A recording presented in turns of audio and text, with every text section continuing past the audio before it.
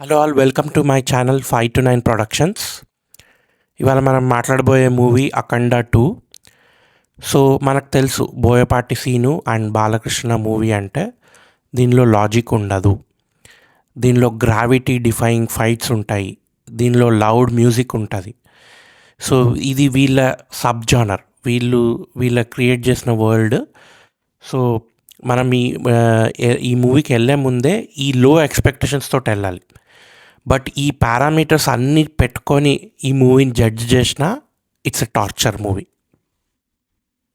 బోయపాటి సీను బాలకృష్ణ కాంబినేషన్లో ఇది 4th movie. 4 movies కూడా they follow the same template and same beats, but this is the weakest of them all. ఎందుకంటే at least in Akhanda 1 there is a semblance of a story.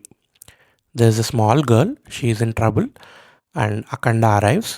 And Akhanda arrival introduction at least creates some impact and it creates a high thanks to Taman's background music. ఈ అఖండ 2లో even the introduction of Balakrishna as Akhanda is random. అసలు ఏ మాత్రం high కానీ ఒక feel కానీ రాదు. And స్టోరీకి వస్తే అసలు ఒక విలన్ తర్వాత ఒక విలన్ వస్తుంటారు, కొడుతుంటారు, మైండ్లెస్ వయలెన్స్ జరుగుతుంటుంది. సరే, mindless violence is okay, is expected, but at least టెక్నికల్గా అయినా బాగుందా అంటే technically also it's so poor that ఎంత బ్యాడ్ అంటే ఈవెన్ బ్లడ్ స్పిల్లింగ్ లాంటి బేసిక్స్ థింగ్స్ కూడా గ్రాఫిక్స్ అని తెలుస్తుంటాయి. ఇట్స్ సచ్ ఎ లో క్వాలిటీ ప్రోడక్ట్. బోయపాటి ప్రీవియస్ మూవీస్లో విలన్స్కి at least they had some good name. Srikanth కానీ జగపత్ బాబు కానీ they made some impact and వాళ్ళకు ఒక మంచి పేరు వచ్చింది. దీనిలో 4-5 విలన్స్ ఉంటారు, అందరు కార్టూనిష్ విలన్సే.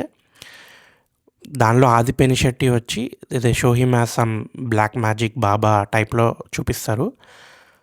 బట్ తన మేకప్ కానీ అపియరెన్స్ కానీ ఎంత బ్యాడ్గా ఉంటుందంటే ఒక సైడ్ కిక్ లాగా అనిపిస్తాడు. అసలు జీరో ఇంపాక్ట్ అండ్ కామెడీగా ఉంటుంది చెప్పాలంటే.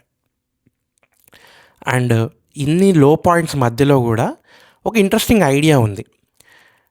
ఒక కుంభమేళా లాంటి మేజర్ ఈవెంట్లో ఒక వైరస్ పెనిట్రేట్ అయితే ఏమవుతుంది, అఖండ ఎట్లా సాల్వ్ చేస్తాడు అనేది ఒక interesting line. But again there is no seriousness in dealing with this.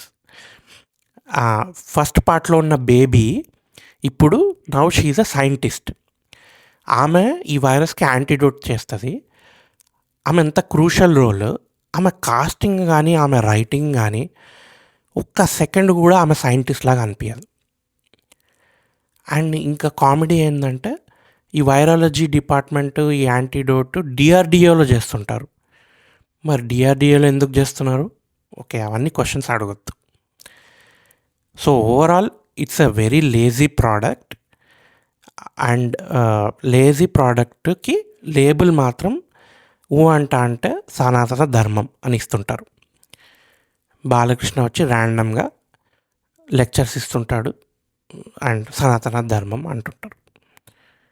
On the whole నాకైతే ఇది ఒక headache inducing experience and it's an insult to my time. మీకు ఎట్లా అనిపిస్తుందో చెప్పండి.